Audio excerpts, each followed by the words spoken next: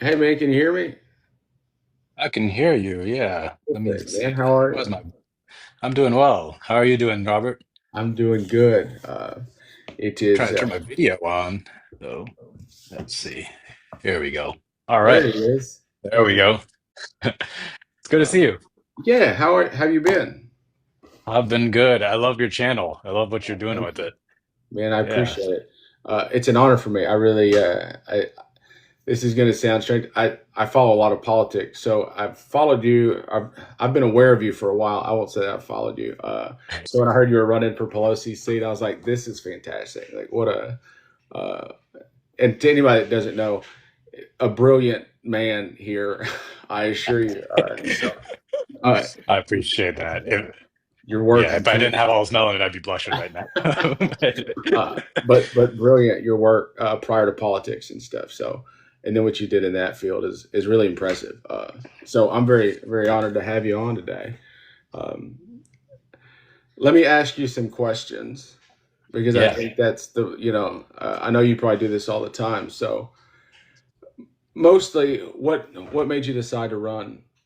Um, Yeah, well, I've worked on recruiting candidates for a long time. So a lot of the work I did over the last 10 years and has been trying to recruit candidates, trying to get, non-traditional people to run for office, who aren't bought out by corporations, not bought out by money. So that was a lot of what I did in 2018. And honestly, I thought that's what I was going to be doing starting in 2024. But then after Trump won again, and I saw the response Democrats had to it, which is, I just described it as kind of laying down and doing nothing, right? Like not taking this threat seriously at all. And then I started seeing them kind of do like using whatever power they did have to just kind of like do the usual thing of trying to just keep the status quo, keep people in line.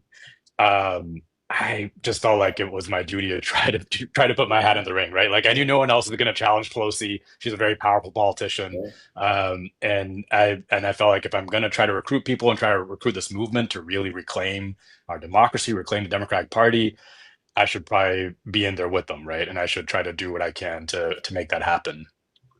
well, I think that's why when I saw that you were running, I was very excited. I knew that you had spent a lot of time um, with the organizations that you started in the PACs, on finding the right people. So when I saw that you were running, I thought, well, that's somebody that takes it seriously, knows who's the best person for it. So I mean, I really appreciate that a lot.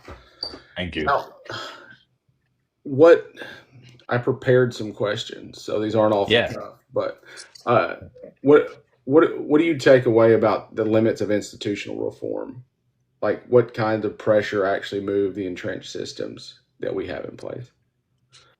My view on this is that like many of our institutions have gone to such a point of decay, and it's sort of tied to this larger decline that's been happening for decades in the country. Wages have been stuck for most people for so long, while the cost of essentials have been just skyrocketing, that we have to talk about doing the big structural reforms and kind of wholesale rebuilding our institutions. And to some extent, Trump's destroying all our institutions, so that's the project ahead of us.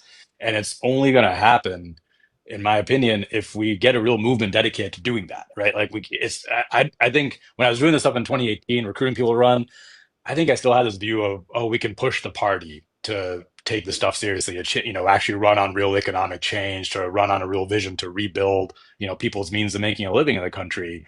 And I've really come to a conclusion that it's not going to happen with the current people in power. We need to be primarying Democrats all across the country. I'm imagining, we go in 2028 with someone running for president, hundreds of people running for Congress who are really committed to rebuilding our institutions.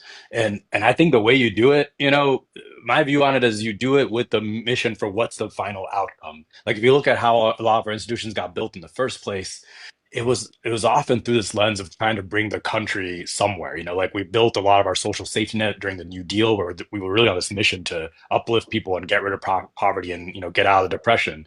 And then we built our entire industrial base and all these institutions that help us, invest in our economy during our mobilization for World War II, because we had this mission to win the war back then. And I think right now we have to get back to a mission of actually building wealth for the majority of Americans, all across the country, rather than just the richest people in the country. Sure, yeah. And yeah, so we need a movement to do it, and we got to challenge power directly to do it.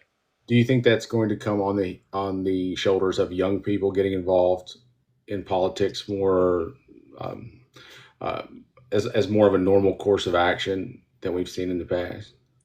Yeah, and I don't I actually have the view that the reason young people don't often get involved is there's not a good choice. There's not a real choice for the kinds of big changes that are necessary. Because I think young people today, they look to a future, coming out of college, and you're not going to be able to afford a house probably ever, right? You're not going to be able to raise a family. That's, completely unaffordable for most people. And you got these other challenges, things like, AI or climate change coming down the pipeline that are so disruptive and there's no politician talking about what do we really do to tackle these challenges, right? Well, how do you actually build an economy that you're a part of? So I think if you actually have a movement that's talking about real answers to this, young people will get involved because there's finally an answer, right? And I think we saw a bit of this with like Zoran in New York. He got a record amount of young people out to vote because he's talking about structural changes, real actual things that'll get prices down, make life affordable there. Do you? I mean, I feel like you're as much a part of that movement as he is. I know that he's got had some real success, so it's easy to kind of put that in his on his plate at the moment. And I'm not taking anything away from him, uh, but my humble opinion, for what it's worth, I think you will see the same success there, because of the institutional Democrats that are kind of failing. I think, in points. Um, so that's my 2 cents on that. But I really think that the young people are the that's the wave that we're going to have to be on board with. Yeah, I agree. And I think young people have just kind of, the big challenge I think is actually trying to get in front of young people and try to show them that this is something real, right? And that's part of why I talk about it needs to be a movement. Because I think most people, when they hear just like someone's running for Congress, it's like, yeah, well, what are you going to do, right? As a single person in Congress, and they're right. Like a single member of Congress isn't going to be able to change this stuff. And that's what I'm really trying to focus on. How do you do it? Because I think it's at a breaking point. That's really at the end of the day why I'm running is I think the country is kind of veering towards this breaking point because it's been getting so bad for so long, and we have, I hope we don't go to full authoritarianism, right? I hope we actually have a chance to democratically fix this stuff and prove democracy can work. But if we don't, I think it's just going to get worse and worse. Well, I mean, obviously it is. That's the scary part is how close do we get to authoritarian? I mean, Yeah. I we are on the cusp. I Some of it I see as bright points. The What they're doing in Texas, while is horrible, I think it will. I think it shows a little bit of the crack in the armor of that ideology. Hopefully, that's what it shows. But it when you look forward as far as climate policy, how do you see that being reframed and fought for in a way that can both survive politics, but also meet the urgency of where we are at the moment? Yeah. This was a big part of the way we were trying to reframe the debate or conversation on climate change with the Green New Deal was really, at that time, a lot of the conversation around climate change was either about stopping off new fossil fuel infrastructure or just like taxing carbon, put a carbon tax on, which is a Right. very neoliberal approach. If you put a tax on carbon, the private markets will figure it all out. And we were saying, no, actually, climate change is this huge challenge that's in front of us that we have to build tons and tons of clean energy industries, which is really it's like the upgraded version of the industries we have right now. It's the Okay. better, faster, more efficient versions of these, which are really high value, and therefore they're going to create higher wages, right? And so that was what we were trying to insert. And we got to, had some success. I do think like people like Joe Biden started talking about climate change in that frame around Build Back Better. I had my critiques of like why Build Back Better didn't go where I think it could have gone. But I think that's ultimately what it is. When I talk about putting the country on a mission to solve something, I think the two big, challenges in front of us is this economic stagnation decline for the working class and middle class and climate change. And the economic challenge, the level of building we have to do to tackle climate change, it completely dwarfs what we did to have to build like the war economy in World War II. But when we did that during World War II, we built our entire industrial base. We built up the middle class. We built so much wealth for so many people. So that's, I think we have to talk about tackling climate change as that kind of an economic opportunity. It's a $100 trillion business opportunity in some ways, right? And right now we're saying China should get all of it, and they can't even do it. Like, China couldn't build all of it even if they tried. So we should absolutely be not missing the boat on that. Do you think it's a, I don't know, do you think it's a cliff? Like they will fight? Yeah, states like Mississippi are putting a lot of wind farms right now, and Tennessee puts in a lot of solar farms, uh, to the point where some of those, fossil fuel institutions are starting to get kind of upset about it. It's really starting to take over. Do you think there's a cliff edge where we fight, or they fight it, and then it is the way, and that it just kind of falls off like that, or do you think it's a long fight uphill the whole way? I I think the politics on this stuff can change so fast. Like I think it's still the case that most people in the country think climate change is a problem. It's just that if you come at it from the standpoint of tackling climate change, that's not like the top concern on people's minds. But now, because kind of because you mentioned most of these solar farms and wind farms and all the clean energy technologies are really taking root in red states in places like Texas, Mississippi, Tennessee. I think the Republican Party's in a weird spot where they're doing this ideological battle against climate change, but a lot of their voters are working in clean energy industries, right? And so I actually think there's a huge opportunity. It's the kind of thing where I do think it could flip really quickly if like a really strong Democrat or runs for president and really like is able to communicate this stuff and talk about how it's not, we're not talking about, efficient, fuel efficiency regulations and little tweaks that are just going to make it hard. We're not talking about like banning your ability to eat meat and none of that. We're talking about taking these jobs that are already getting created and supercharging it, right? Yeah. I do think it could flip really fast, and I think we could get to a point where we're suddenly doing lots of building really Yeah. fast. That's that's kind of the opinion I've had, especially as I see. I live in Arkansas, so when we start seeing solar farms and wind farms going up, it feels like we're at that precipice where they're fighting it until they can figure out how to make as much money as they can off of it, and then all of a sudden it's the best idea ever. Like as soon Right. as Elon Musk was Republican, electric cars are the best thing that ever happened. Right. Did you actually see a change in Arkansas where people were suddenly Tesla fans? Yeah, of course. They That's funny. we have puppets. I mean, Yeah. Because of course we've got the opposite in San yeah, Francisco. Everyone's trying to get rid of their Teslas now. yeah. That's it. I feel like at this point Tesla's a choice. Like if you're driving a new, like you've made a. I mean, great that you're thinking about the environment, but you're not like you are doing it because it's you're making that stance. So, and we see a Right. lot of the cyber trucks. The cyber truck really, to me, is uh, that's the big that's the big ticket. Like that's the Yeah. I how mean, hard especially I sales see are. Cybertrucks here, and I'm like, oh my gosh, I can't. We have tiny, narrow ass streets in San Yeah, Francisco. Having a Cybertruck do that is it's no good. it's a very strange thing.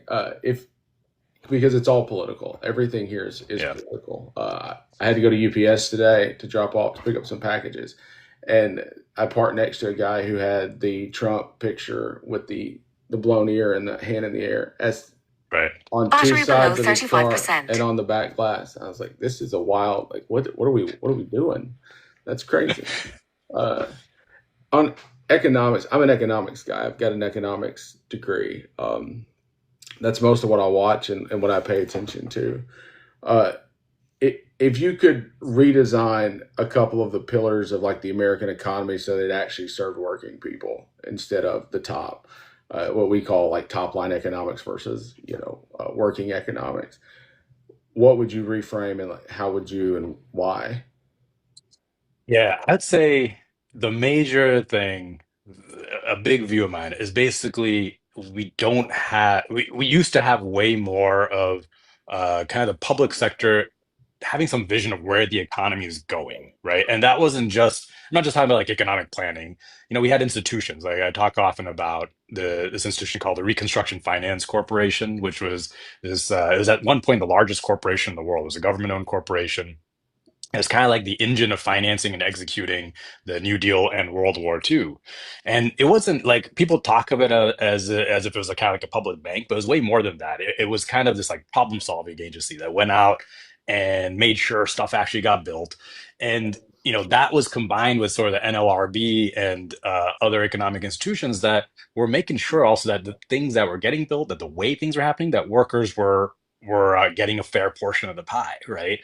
And but I think like a lot of the problems we have right now are downstream from the fact that we kind of got rid of all that. Like we got rid of the RFC after World War II, for a bunch of reasons. One of the reasons was racism. One of the reasons was the Southern white Democrats were really upset by all this industrialization because they're losing their workforce. Black workers are going up to the north, and so there are actually speeches. That's incredible to watch now. There's these speeches on the House floor of Southern white Democrats saying, the RFC is a threat to white supremacy.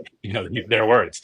And and so and now, I think what's happened is we had this whole muscle that was like actually thinking and executing and figuring stuff out in as we were going along, like an arm of the government that we cut off, and we've been trying to rebuild it through like small measures ever since.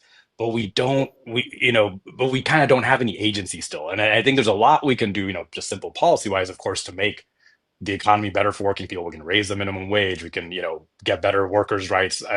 I'm a big believer in sectoral bargaining. I think we need to have a way bigger union force that can collectively bargain at a national level.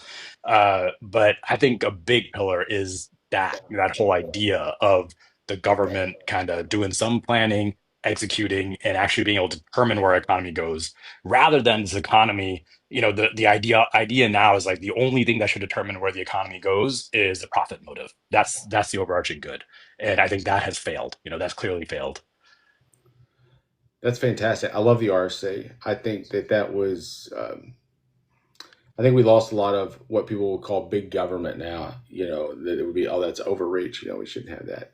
Those are the things that worked, and Yeah, there's. I think there's ways to have large and institutionalized government agencies that do good work that aren't in oversight. But that's just me talking. Um, yeah, and well, and I'd add on. I think because we lost that, our approach to trying to put some reins on the economy has just been regulatory, right? It's just and that stuff, as we know, corporations are able to capture it. It's very weak. You can't just like regulate your way into like the perfect financial system. I think we actually need, state-owned corporations, public housing, a public option, or universal healthcare, like not just a public option. I think that should just be completely run by the government because it's a complete market failure. But yeah, there are all these places where we just given up on that, and that's clearly what worked in the past. I think it should work now. well, I think anymore we try to put band-aids on things because we want them to be Exactly. temporary. And I think that's so much of my frustration, and probably a lot of people that listen to me talk. Frustration is that we don't govern anymore. We govern in moments. We're going to put this much in to last this long, and then we're going to use it to run again, and that's going Yeah. to be and I think that's what. Gosh, I hate to just butter you up so much. It's one of the things that I like most about what you've done, not only in the past, like with AOC and with Bernie and the work you did with those guys, but also just uh, you trying to govern from the front before you're ever taking office to get bills put in front of the House, that a lot of people spend a lot of time making promises that they are going to do once they get elected instead of actually governing from the front, and I think that's very impressive. Um, Appreciate that. so as I think the problem that we see a lot with progressive movements is that they don't have a lot of staying power. They struggle with durability, I guess would be the way. Um, from your perspective, what do these small movements, these progressive movements, need to do differently if they're going to build sort of that long term power process and outlast these election cycles? I think we to get rid of that pendulum swing that we've got that we see so Yeah. often. Yeah.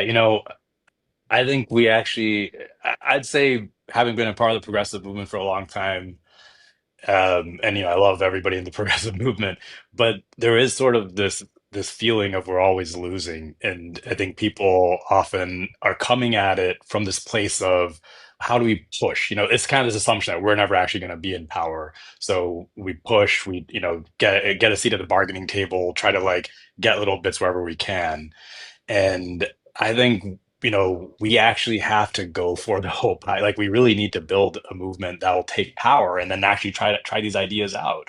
Um, and I think it can happen in one election cycle that you get power, and the reason say that is I see it happening all over the world, in Mexico. I mean, there's new parties that are popping up, taking power all over the world. And often they're unfortunately, right wing, far right parties, but not always. Like in Mexico, there's this party called Morena that it's a new party, popped up as a working class party, and it completely decimated the two-party system there, and both parties actually joined forces in this last election to try to stop Morena, and Morena beat them like double digits. It was crazy. It's like if both parties, Democrats and Republicans joined forces and tried to beat Bernie, right? And Bernie Yeah. won.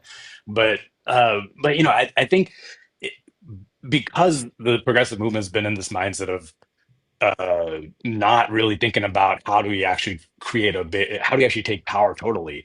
It's tended to be kind of siloed. There's a bunch of different groups, and everyone's kind of, honestly fighting for the same donations. And I think we actually need to get past that, and we need to create a large movement where we're working together. And we have a common pot of donations that are coming in. We have a common pot of like volunteer organizers that are coming in. This is what people I think want. Like when I talk to volunteers, they're looking for this stuff to work together. So it's tough. Obviously, there's all kinds of disagreements within the progressive movement, but I think that's the larger challenge ahead of us. We've got to organize together. How how is it? You started, I think, 15 with Bernie, right? You worked 15 and 16 with Bernie. Yeah. What do you see difference wise as far as social media goes? Is it easier for candidates now to get publicity and to get their name out there because of social media, where the money, while it's obviously it's still necessary, you have to pay people and you have to go do those things. But does, with television advertising and stuff like that not being as crucial, does it change the playbook at all? I think so. That's one of the potential theories of the case this time around, because I think there's two things going on right now. And I'll backtrack a bit because, I'd say like in 2018 when I ran AOC's race, social media played a role in that, but it was a completely different environment. It was all text based. It was Twitter. Instagram was kind of big, and stories were just happening, and AOC was really good on Instagram stories. But it was a different, it was still kind of constrained. I think the social media environment now is way bigger, and there's people on social media channels with massive platforms that can reach a lot of folks. And the the way I think it's really brought down the barrier to entry for new candidates, but it does require hustle. Like part of the fact that like our media environment is so decentralized now is you've got to really work to get in front of everything. And I'm on like 9 social media channels, so that's a lot. But, I didn't even know there uh, were none. That's crazy. right, you got to work at it, but it's I think it does create this real opportunity, especially this video-based social media, which is new to me. I didn't do videos until this campaign. It's a way to create kind of an authentic relationship with an audience and to actually talk to people, and that's what I think is working right now because these old media institutions are losing so much trust. Right, so people are looking for who do they trust, and I really think I don't know. It's really interesting to me how this always seems to work out in history, but it does seem like every single time that there's some sort of economic crisis and there's like a chance for a new movement to emerge, with FDR and that movement, it was like radio was happening at the same time. And FDR was like the candidate who mastered radio.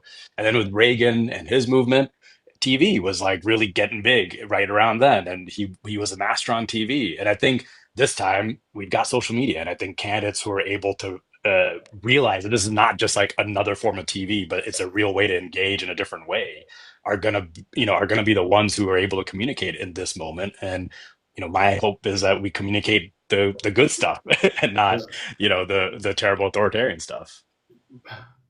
For what it's my opinion, I feel like it does give a more authentic view of the people. For years, I'm 40, so I've lived through some election cycles, but it doesn't feel stuff like you and I talking here doesn't feel like an interview that you would see like on NBC where it's cut and it's very well put Right. together and great lighting, obviously. But it does feel like you have less opportunity to run from the hard questions, and Yeah. I think it plays And that out, and it does and I require think more authenticity. Yeah, I'm sorry. Go ahead. Yeah, no, no, sorry, I didn't mean to cut you off, but I really think that's the thing that's really changed about campaigning, where I'd say the Democrats have been slower to adjust, like establishment Democrats than Republicans, where, the thesis of communicating was you have your talking points, you go on CNN, you hit your talking points, you never answer the questions, and you never really take a hard position on anything, because if you take a position, you might get attacked on it. And that style of campaigning just does not work in a social media world, right? Like, this only works if I'm willing to get on there and answer every question and do it authentically. And so I think candidates who are able to do that, which means you gotta be a candidate who's really running on something, you have some actual, moral backbone and some vision and something you're doing this for, are going to be the ones who are more successful. Yeah. Well, and again, I guess when you've spent some time, again, I have the luxury of kind of knowing who you were prior to, you running. So it makes, I have questions that I really want to know the answer to. And so it certainly makes this easier, but I have appreciated that you've been able to see the establishment politicians from both parties. They look foolish whenever they get asked, questions that they don't want to answer, they don't know how to answer, and I kind of really appreciate. I really like that they have to run like that. Um, Yeah, this this is the last one I've prepared, and then I know that you've got stuff to do, so I appreciate you hanging with me. yeah, no problem. As we're watching this sort of democratic backsliding, and not just in the U.S., in the U.K., in France, a little bit. What do you believe needs to be reimagined or rebuilt about specifically our democracy, but I guess around the world, that make it more representative and then more resilient? That's Yeah, I mean, number one is money in politics. We have got to get rid of the influence of big money and corporate money and lobbyist money in our politics.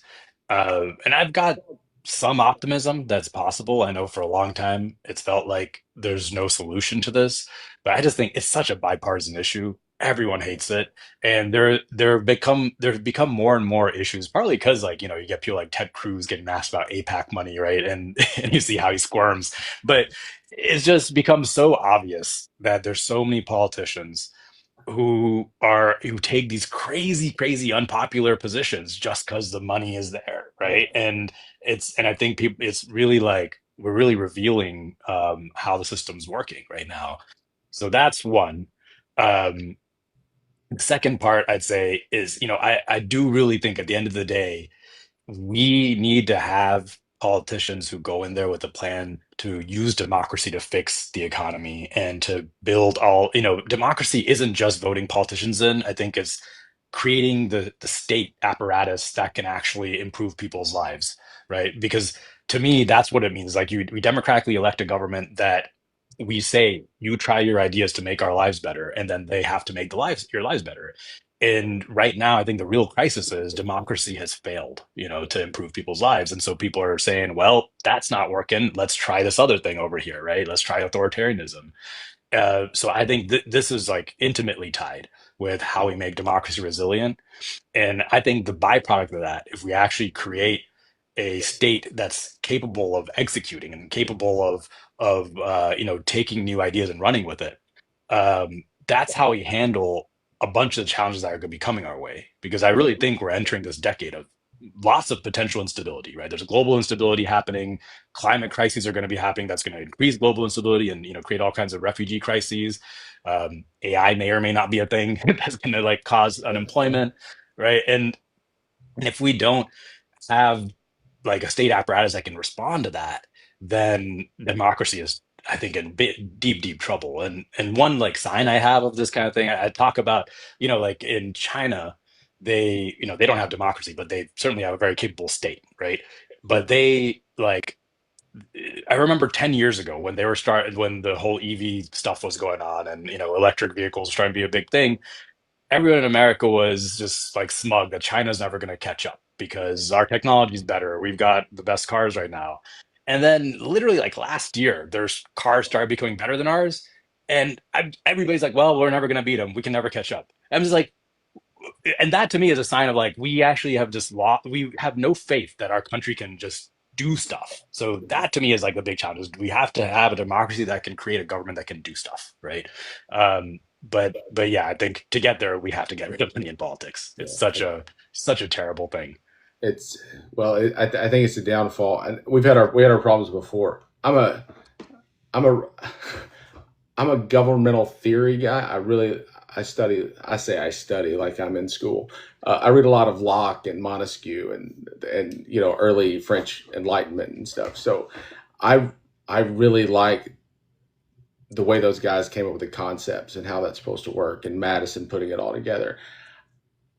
And when I look at it, much like yourself probably, it doesn't function even close to the way it's supposed to. Yeah, We've turned those gears inside of it so much that it doesn't even resemble what it's supposed to do.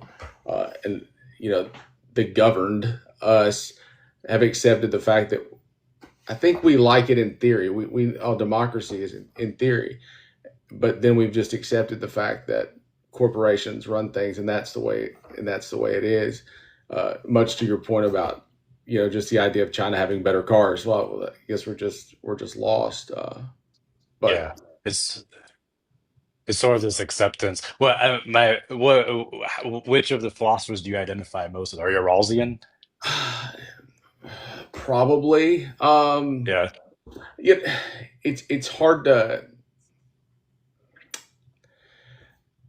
probably. I mean, it's for me. I like gosh, Locke. I like because the original liberalism, the whole idea of yeah. liberal with private property. I think that's a good that's a good methodology. But uh, yeah, probably Rousseau. Yeah, Yeah. yeah, Yeah, I mean, I also think back to just like, I mean, there's so many things. If you think back, like, when America was founded and just like this project, it was such a radical idea. I mean, it wasn't like we invented democracy. There was, obviously of versions course. of it in British Parliament and stuff. But the idea of taking this big radical step of getting rid of the monarch, creating a country where it's an idea, like you come and you can become American, which wasn't entirely obviously how it was, but that was the idea of it, right? And and then having this country where we're continuously trying to achieve those ideals, it's kind of crazy. Like anybody suggesting some big radical departure like that today would be laughed out of the room. We can't even accept getting corporations to stop buying our elections, which is so obvious. So I agree with you. It's just this acceptance of inertia that we have to break, and I think that's what a real movement's got to be. It can't just be like more people running for Congress and going in there and saying the right stuff and then just rubber stamping whatever. I, We have to break the current stranglehold we got. I have this grand hope one day that I romanticize the idea of conversation. I think maybe sometimes where I think that we can help ourselves if we would learn how to talk again, we learn how to disagree, but on a grand scale of being able to sit in a room and not agree with everything, but come up with ideas that work. And I think that's how we got started originally. And just the idea these guys were in their mid 20s whenever they put all this together. Like they Oh, weren't, you know, it is wild. We would uh, be the old farts. I'm yeah, 39, so I'm your age. yeah, they wouldn't even talk to us. Not then. Right. Like I still consider myself fairly young, but not by founding fathers standards. Right. Yeah. Which is wild because I'm constantly getting billed as like the young challenger because I'm going against Nancy Pelosi. I'm like, I've got a kid, I'm not that young. Yeah, but not to say anything disparaging about age, but that I think at some point there should be a retirement age. I think if you are, I think there's something beautiful about the idea of planting a tree that you'll never enjoy the shade of. But I also think that sometimes you should be making decisions that you're going to enjoy the shade of, and Yeah. not making short term gains that are going to have long term consequences. And I worry about that with people, as not that their minds aren't sharp or anything like that, but I think once you hit a certain age, you are no longer fighting for the good of the republic. That you've made a change.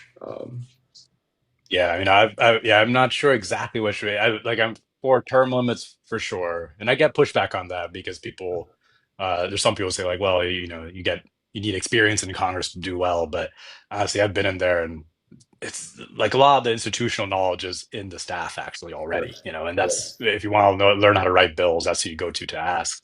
But if you're in there for 12 years, that seems plenty. It was meant to be that, the system was supposed to be people go like serve their community for a while and then other people go do it, right? You're a representative for a little while, not you go in there for 40, 50 years and it's Well, your job.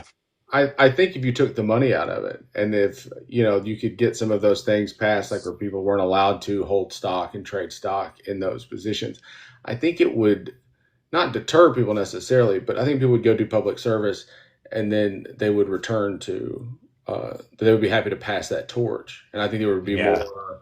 Um, I think there would be more respect and responsibility in passing that torch, and people look at it as kind of a um, gracious, I've lost the word. But it would be an honor to Like a pass the tour of torch. duty. Yeah. Yeah. And this is on to the next generation of people that are going to make the republic great. And we don't have that now. We just have people that are going to stay until they can't walk down the aisle anymore. And they're good lawmakers. They're few and far between, but I think Bernie's a good lawmaker in my opinion. He's a Yeah. and we have some of those, and so it's not an across the board fix, but I think that the good it would do to have term limits outweigh the bad. Um, Yeah, I agree. Yeah, and I think, I love Bernie obviously, but yeah, he's great. we need to have a new generation of people going in there, We need who are Bernie at really going to 40. take. You know, Yeah, uh, and exactly. but man, I can't tell you how much I've enjoyed getting to talk to you. I know that you have stuff that you have to do. If you have to do, I'll talk to you all night. I assure you. But I don't want you to feel I like could. Yeah, no, I should probably hop off in a couple minutes, but this has been really fun, and yeah. it's really such an honor to meet you. I love what you do with the channel. Well, The stuff you write is beautiful. I certainly So appreciate that. yeah, I've found that that's what I can do. I get asked to run for office a lot, and I would like to explain to people that people like you are who we need running for office, not me. I'm a writer. I would like to write. I well, enjoy Robert, the I was politics. you a couple of years ago, and I said I'm never gonna do this, and here I am now. Look, So you I'm, never know. but We need y'all. we, I, I love politics. I like it. I like all the things that happen and go on. I like the idea of um, the policies that go into it and how those things shape our economy and our world. But I think there are people that are suited for it, that are good human beings, that are very smart. This guy went to Harvard, so I mean, you have studied way more economics and philosophy than me, which is maybe a indictment uh, of the Harvard education. you, you But know, uh, I think that there are people that are suited for it. And there are people that are better suited holding people's feet to the fire that are in those elected positions. I hope that that's more my role, and that I get to work with people like you that are making the difference, and getting the policies and the laws passed and changing the world. Uh, and I'll just write about it. Uh, yeah, well, I appreciate that. And yeah, once again, they're definitely hold my feet to the fire. I want to make this stuff happen. So uh, I'll need that. well, man, I appreciate it. Thank you so much for spending some time with me. Yeah. Anytime you want to chat, I'm up for it. So All right. I again, an appreciate honor that. to meet you, man. Say it likewise. Thanks so much for inviting me on. You bet. All right. Have Take a good care. night. You too. Bye.